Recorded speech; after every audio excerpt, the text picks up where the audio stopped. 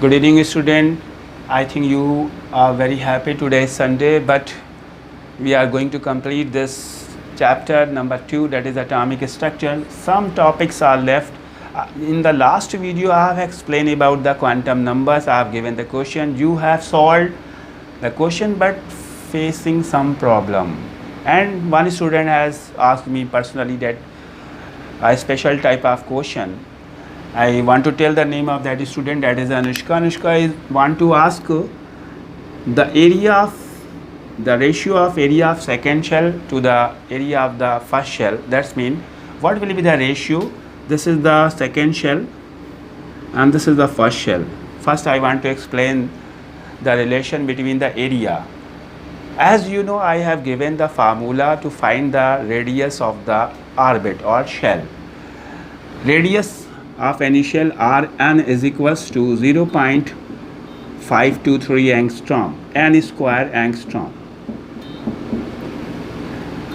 So ये radius का formula है जिसमें शेल का स्क्वायर हो रहा है, आप ये देख रहे हैं। और अगर हमको एरिया निकालना है तो आप जैसा जानते हैं एरिया इज इक्वल्स टू होता है पाई आर स्क्वायर। सो अगर हम एरिया निकालना चाहते हैं तो रेडियस का स्क्वायर करेंगे हम। जब रेडियस का स्क्वायर करेंगे तो रेडियस में ऑलरेडी एन स्क्वायर है, तो कुल मिलाकर के आप अगर देखेंगे area directly proportional to the n square whole square. That's mean radius को तो हम एन से रिलेट कर रहे हैं, radius is directly proportional to the shell and its square.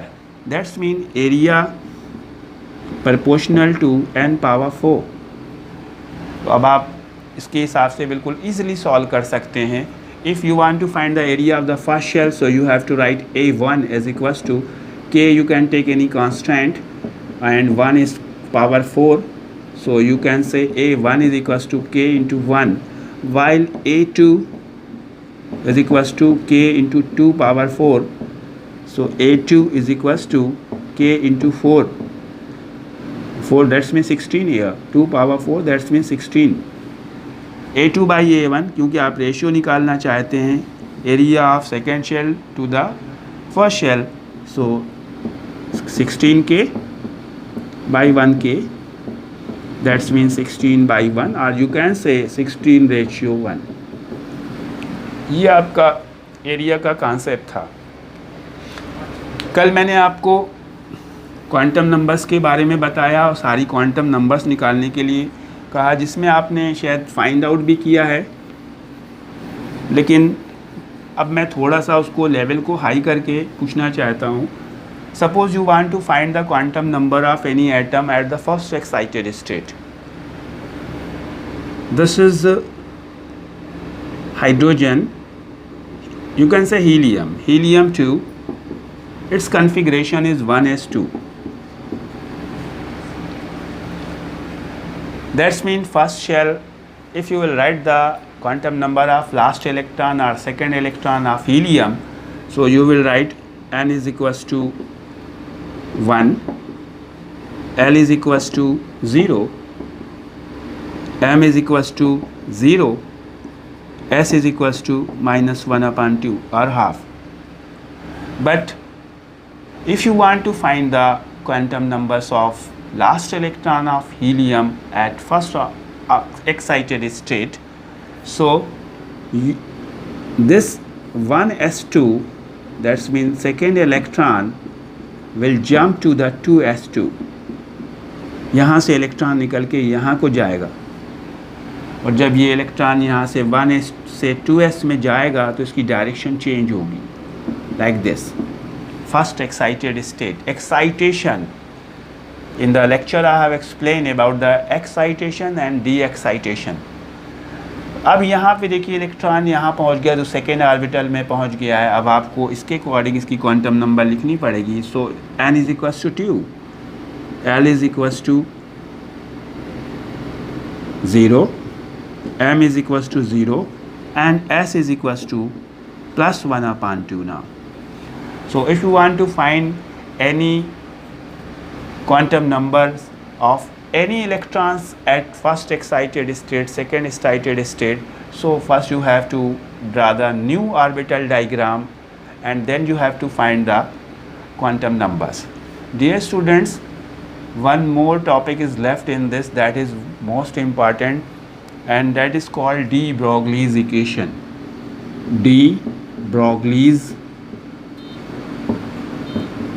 equation. यहाँ पे एक स्पेशलिटी देख रहे होंगे, this is not a mistake कि हम डी को स्मॉल लिख रहे हैं। ये केमिस्ट का नेम है, बहुत फेमस केमिस्ट हुए हैं, ये अपने को एक स्पेशलिटी देना चाहते थे। ये अपने नेम के पहले जो फर्स्ट लेटर जैसे बोला जाता है नेम का कि कैपिटल लिखिए, उनका कहना था ऐसा कुछ नहीं होता है। उन्होंने पहला लेटर स्मॉल लिखा है और बाद के लेटर्स वो कैपिटल लिखते हैं। तो ऐसा ही आप बुक में मिलेगा और आपको ऐसे ही लिखना है। डी ब्रोगली इक्वेशन बहुत ज़्यादा फेमस है because it is the confirmation of any particle to compare as a particle और अ वेव। हम जब कोई पार्टिकल को ये कहना चाहते हैं कि ये पार्टिकल है या वेव है या दोनों की तरह बिहेव करेगा, that's mean dual nature show करेगा, उसके लिए हमें डी ब्रोगलीज इक्वेशन की ज़रूरत पड़ती है। डियर स्टूडेंट, लाइट के लिए हम ये मानते हैं कि ये एक वेव है और एक ये पार्टिकल है। Light has dual nature, so by using this de Broglie's equation we can confirm that light is a wave or light is a particle. Similarly, electron is a particle and like a wave. So by using this de Broglie's equation we can find out the wave or particle. What is the de Broglie's equation and what is the concept to find the particle nature or wave nature of any particles? Suppose this is a lambda, that's mean a wavelength of any wave is equals to h upon m into v. This lambda is called de Broglie's wavelength, and where h is the Planck's constant. This m is the mass of the particle and v is the velocity by which this particle is moving. If you want to find the wavelength, that's mean wavelength of any wavelength of particle, h is Planck's constant,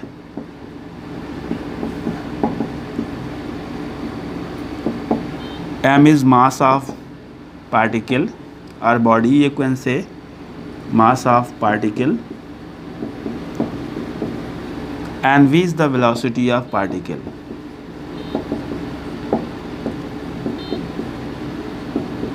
This equation is known as de Broglie's equation. How you will confirm that this is a wave or particle?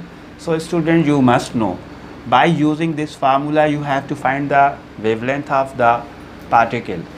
और अगर आपकी wavelength measurable range में आ जाती है तो आप उसको wave बोलेंगे, और मेजरेबल रेंज में नहीं आती है तो उसे हम पार्टिकल बोलेंगे। ओके स्टूडेंट्स, अगर आप वेवलेंथ फाइंड आउट करते हैं और वो मेज़रेबल रेंज में आ जाती है तो हम उसे वेव मानते हैं, और अगर वो बहुत ही कम है वेवलेंथ, बहुत कम वेवलेंथ है जिसको हम मेज़र नहीं कर सकते तो हम उसको फिर वेव्स नहीं बोलते, सिर्फ पार्टिकल बोलते हैं। सपोज़ कीजिए हम एक क्रिकेट बॉल की बात करें, क्रिकेट बॉल का मास ज़्यादा होता है, मास मान लेते हैं 100 ग्राम की बॉल ले रहे हैं और उसकी वेलोसिटी आप समझ सकते हैं कि हम कोई बॉल को कितने ज़्यादा से ज़्यादा स्पीड में फेंक सकते हैं। मान लेते हैं कि उसकी स्पीड है 20 मीटर पर सेकेंड, या आप 100 मान लें, बहुत तेज़ फेंक रहे हैं आप, 100 मीटर पर सेकेंड की स्पीड से आप फेंक रहे हैं। तो अगर आप उस बॉल को इस यहाँ पे वैल्यूज़ इनकी पुट करेंगे और प्लैंक्स कांस्टेंट की वैल्यूज़ को पुट करेंगे तो लैम्डा की वैल्यू बहुत ज़्यादा निगेटिव आएगी, क्योंकि प्लैंक्स कांस्टेंट की जो वैल्यू है 6.626 इंटू 10⁻⁻34, और अपान इस बाल के मास को हम 100 ग्राम को हम किलोग्राम में कन्वर्ट कर लें अगर, तो ये हम लिखेंगे 0.1 और वेलोसिटी 100 कर दें। आप इसको सॉल्व करेंगे तो आप देख रहे हैं सारा कुछ करने के बाद भी ये आपकी जो लैम्डा है, वेवलेंथ है, वो 10⁻30 के ऊपर ही जा रहा है, -30 के ऊपर जा रहा है, जो कि बहुत ही कम है और मेज़र करना पॉसिबल नहीं है। That's mean the wavelength of a moving ball of 100 gram and velocity of 100 meter per second is not measurable, so we will tell ball is a particle not a wave. और अगर यही कोई ऐसा particle होता जिसकी हम wavelength find out करते, कौन सी wavelength, de Broglie's wavelength find out करते इस फार्मूले से, और वो मेज़रेबल कंडीशन में आ जाती, मेज़रेबल कंडीशन के लिए 10⁻⁻16 सेंटीमीटर तक आप कर सकते हैं, अगर इस रेंज तक आ जाती तो उसको हम पार्टिकल भी बोलते और उसे वेव भी बोलते. So student, it is clear. I think your chapter number 2 atomic structure is finished. Tomorrow you have to ask your questions. You can send your question, and from tomorrow we will send you the revision of this chapter. Good night.